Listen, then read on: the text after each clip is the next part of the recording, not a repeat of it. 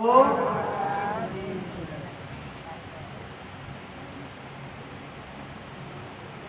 भक्ति विषयनी मुक्ति की, यह भक्ति जो है, भक्ति का मतलब होता सेवा। किनका सेवा कीजिए? प्रथम भगति संतन कर संगा, दूसरी रति मम कथा प्रसंग। प्रथम भक्ति संतों का संग है, दूसरी भक्ति है मेरी कथा की चर्चा में प्रेम। भक्ति का मतलब होता सेवा। भक्ति विषयनी मुक्ति की, माता पिता का सेवा करते हैं, सास ससुर का सेवा करते हैं, पति का सेवा करते हैं, भाई भाई प्रेम से रहते हैं, जिन देवता में जिन इष्ट में श्रद्धा वो पूजा करते हैं। भक्ति विषयनी मुक्ति की संत चढ़े सब धाय, जिन जिन मन आलस किया जन्म जन्म पछताए। श्रद्धा प्रेम से हम लोग को भक्ति करें। वही भगवान श्री राम कहते गुरुपद पंकज सेवा, तीसरी भगत माने, चौथी भगति मम गुण गण, करे कपट तजी गान, मंत्र जाप मम दृढ़ विश्वासा, पंचम भजन सो वेद प्रकाशा, छठदम शील विरति बहुकर्मा, निरति निरंतर सज्जन धर्मा, सातम समय वही मैं जब देखा, मोते संत अधिक करी लेखा, आठम जथा लाभ संतोषा, सपनों नहीं देखे परे दोषा, नमम सरल सब संसहीना, मम भरोसे हर्षना दीना, नवमः एको जिनके होई, नारी पुरुष चराचर सोई, सोई अतिशय प्रिय भामिनी मोरे, सकल प्रकार भगति दृढ़ तोरे, जोगी वृंद दुर्लभ गति जोई, तो का आस लभ है सोई, मर मम दर्शन फल परम अनुपा, जीव पाव निज सहज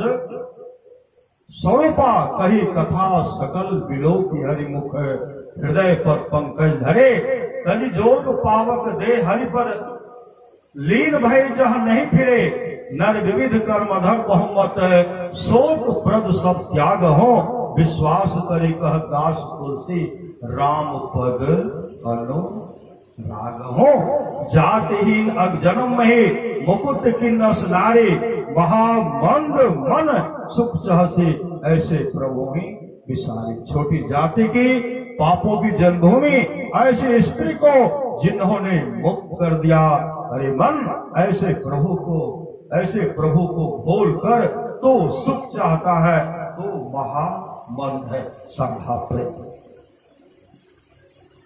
भगवान राम वशिष्ठ का संवाद है, जो वाणी विचार के द्वारा अपने पिताजी को प्रसन्न कर लेते हैं, वाणी विचार से,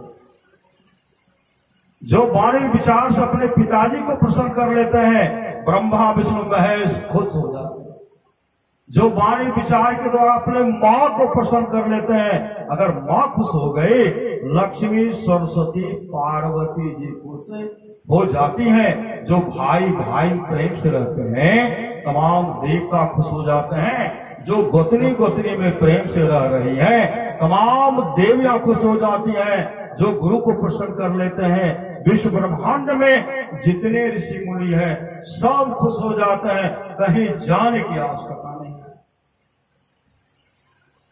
वही भगवान शिव कहते हैं, गिरिजा संत समागम, समन लाभ कछुआने, बिनु हरि कृपा न हो सो गावहि वेद पुराण।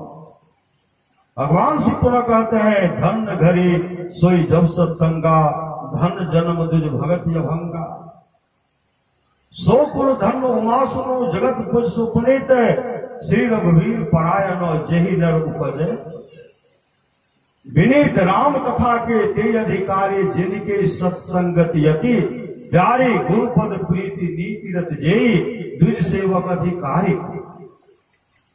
गुरु के प्रति समर्पण, इष्ट के प्रति समर्पण होना चाहिए, माता पिता का सेवा होना चाहिए, पति का सेवा होना चाहिए। एक राजे महाराज जब सत्संग करते थे ना, उनके सत्संग में मां गंगा आती थी। मां गंगा उनके सत्संग सुनने के लिए मां गंगा आती थी। एक दिन एकनाथ जी महाराज कांवर में जल लेकर के जा रहे थे बद्री का आश्रम। भगवान बद्री को कांवर का जल लेकर के चढ़ाने को जा रहे। रास्ते में जैसे घर से निकले, एक गधा छटपटा रहा था। गधा छटपटा रहा था। एक कांवर का जल जैसे गधा के मुंह में डालते हैं, साक्षात बद्री नारायण प्रकट हो गए। जगन्नाथ जी प्रकट हो गए और दर्शन पिला रहे थे गधा को।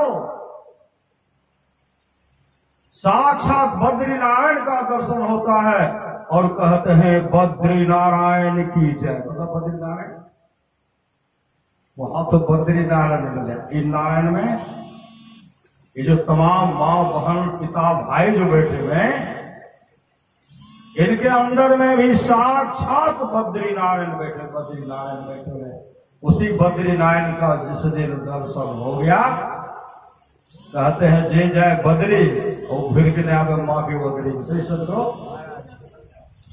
यह बद्री नारायण का दर्शन अद्भुत अंतर की डगरिया, जहां पर चलकर प्रभु मिलते, दाता सदगुरु धन धन जो राह लखा देते। परमारास महाराज की इसके लिए नित्य प्रति सत्संग कर ले प्यार।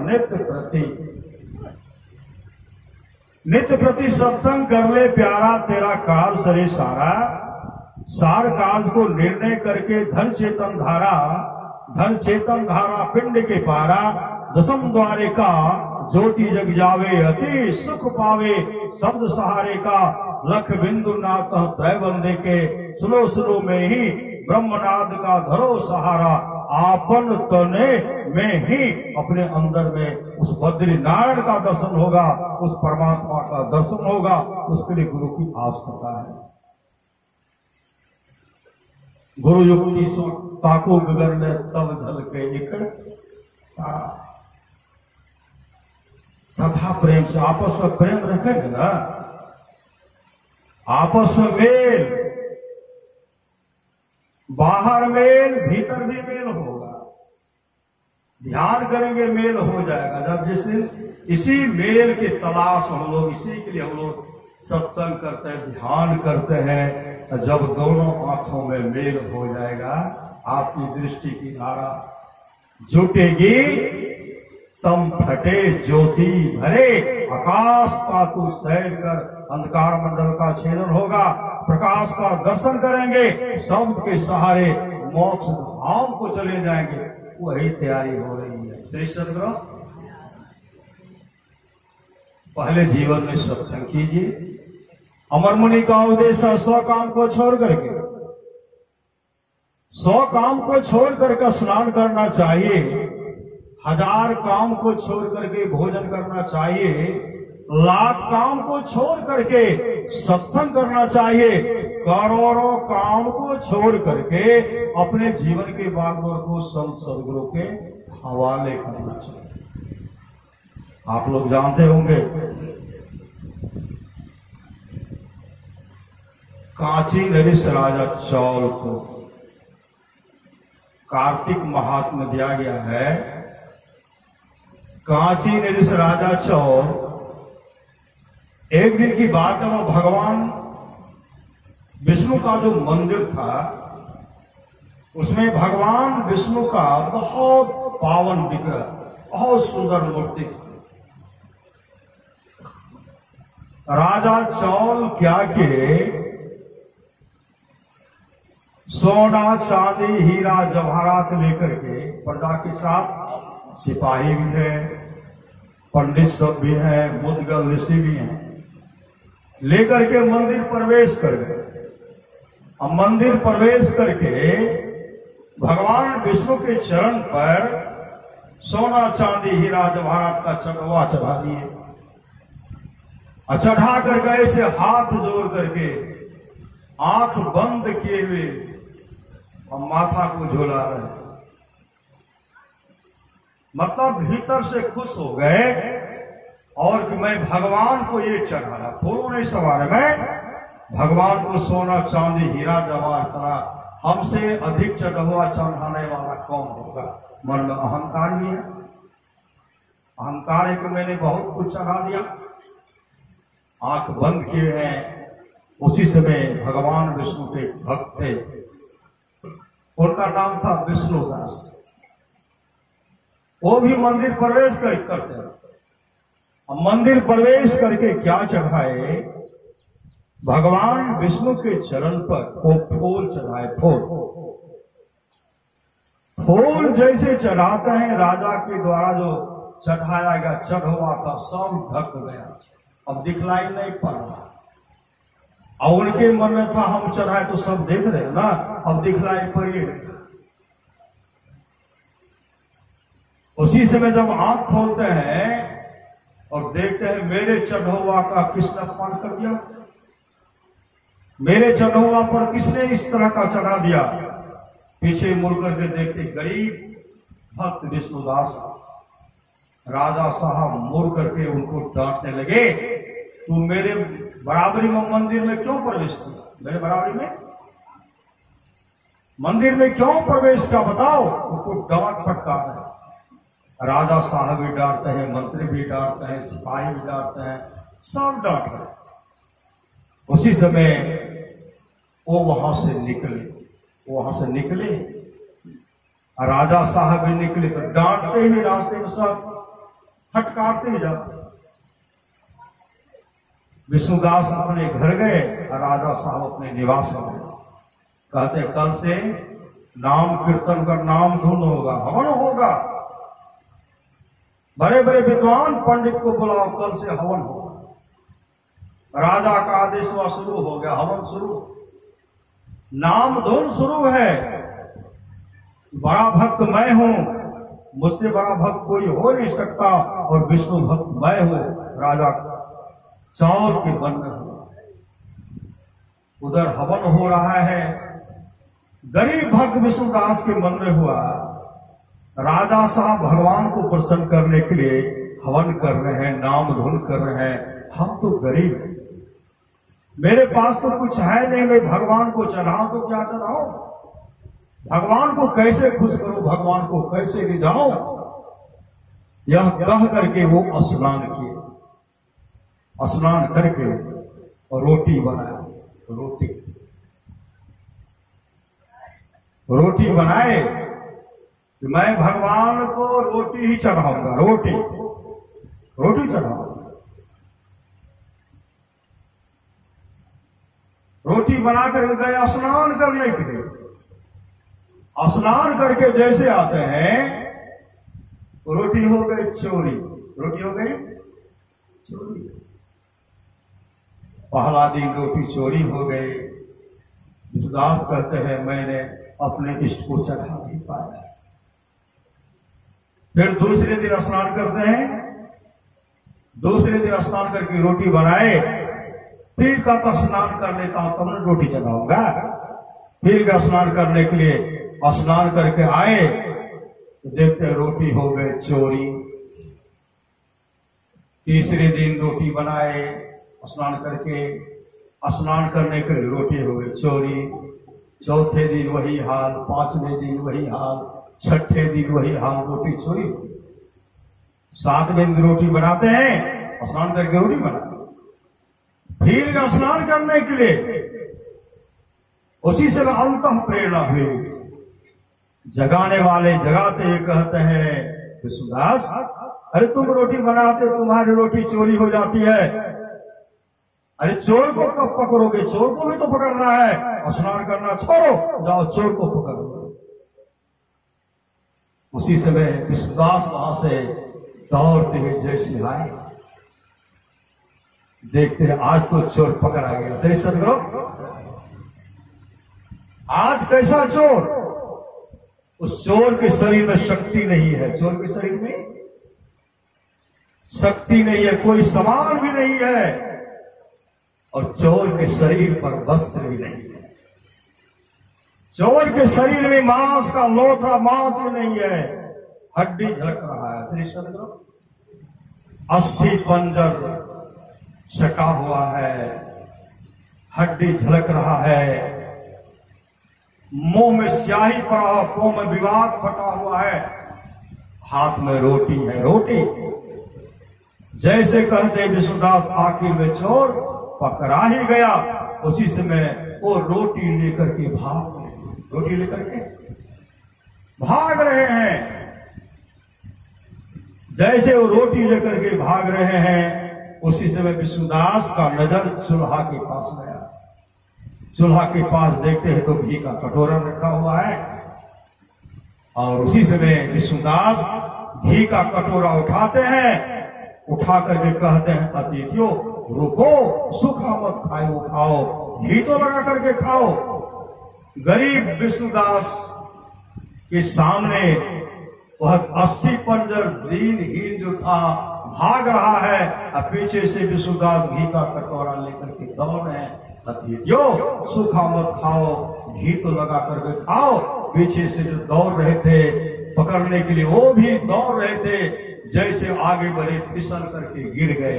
एक हाथ जमीन पर है, एक जिस हाथ में रोटी है वह रोटी वाला हाथ ऊपर में है। विष्णुदास वहां पहुंचे, उनके हाथ से रोटी लेते हैं, घी के कटोरा में डुबा करके अस्थि पंजर जो सटा हुआ था, दीनहीन था, उनके मुंह में ठोस ठोस करके खिलाते हैं। तो क्या देखते हैं?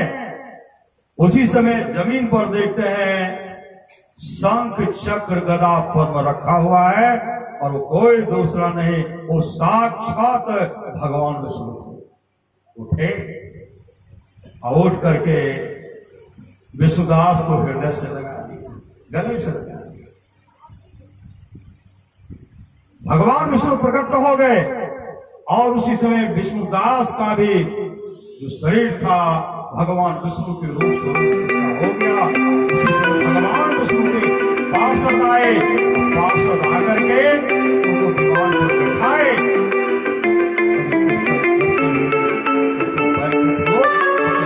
लोक लेके चले गए। यह सब दृश्य कांच राजा चौल देख रहे थे। उनके मन में यह हो गया, बड़ा मैं नहीं, बड़ा विष्णुदास, बड़ा मैं नहीं, बड़ा विष्णुदास है। इसलिए वो भी पता लगाए विष्णुदास को जो भगवान विष्णु दर्शन दिए वो करते क्या थे, तो पता लगाए। विष्णुदास पहले से गुरु से युक्ति लेकर के मुस्तैदी के साथ त्रिकाल संध्या करते थे, सत्संग नित्य और ध्यान नित्य करते थे। उसके चलते भगवान विष्णु को दर्शन दिए। तब कांची राजा चौल भी भजन भेद लिए, मुस्तैदी के साथ ध्यान भजन के, लेकिन हवन जारी है। और जब तक भगवान विष्णु दर्शन नहीं देंगे तब तक मेरा यह कारोबार होता रहेगा। सत्संग नित्य ध्यान नित्य हो रहा है, गुरु प्रदत्त मंत्र को जप रहे हैं। एक दिन कहते हैं कांच राजा चौल कई वर्ष बीत गए, कहते हैं आज मैं प्रतिज्ञा करता हूँ, आज अगर हमको भगवान विष्णु दर्शन नहीं देंगे, आज हवन कुंड में छलांग लगा करके हम आत्महत्या कर लेंगे। उसी से मैं हवन कुंड के पास गए, सबको कर आज हमको भगवान विष्णु दर्शन नहीं देंगे, हवन कुंड में छलांग लगा करके आत्महत्या कर लेंगे। हवन कुंड के पास गए, नाम का सुमरण करते हुए, नाम मंत्र को जपते हुए, गुरु प्रदत्त मंत्र को जपते हुए परमारास कहते हैं गुरु धन्य है, गुरु धन्य है, गुरु धन्य है दाता दयाल, दया करे और गुण हरे दे टाल, भव जंजाल सब मिल कहो, जपते रहो जी बने रहो खुशहाल, हरदम रटो कबहू न हटो तो ही छेरेगा न काल। नाम का सुमरण करते हुए मुझे भगवान विष्णु दर्शन नहीं दे रहे हैं, इसलिए मैं आत्महत्या करने के लिए जा रहा हूँ। नाम का सुमरण करते हुए जैसे हवन कुंड में छलांग लगाते हैं, और भगवान विष्णु प्रकट हो गए, उनको गोद में उठा लिए। श्री सदगुरु भगवान विष्णु का जो रूप स्वरूप था कांची राजा चौल को भी दिए। भगवान विष्णु का पार्षद आए, विमान पर बैठा करके भगवान विष्णु को लेके विष्णु लोक लेके चले गए, और विष्णु लोक का दूसरा द्वारपाल उनको बनाए। ये श्रद्धा प्रेम है।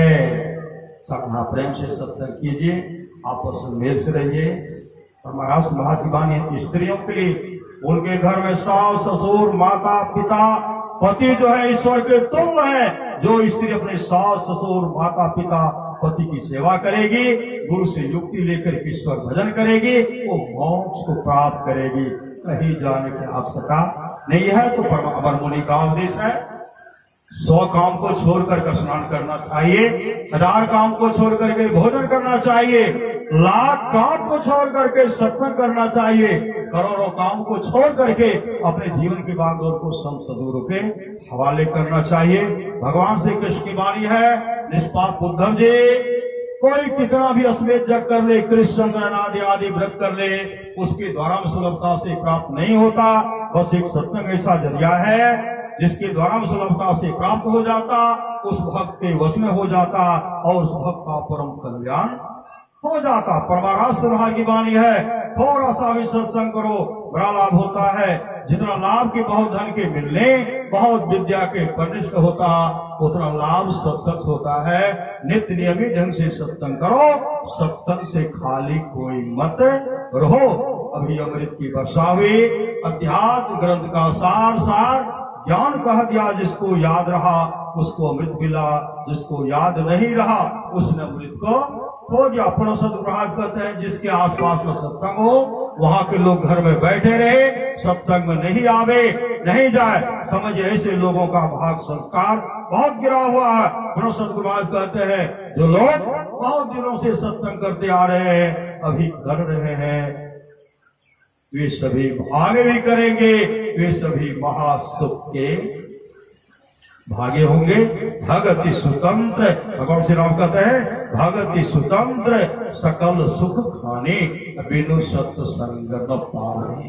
प्राणी बोलिए प्रेम से श्री सदगुरु महाराज की जय। मैं जो यह पुनः बाद में बढ़ाया, पूज्य अरुण बाबा का आदेश था कि नहीं 5 बजे तक कहिए, तब हम कैसे शुरू।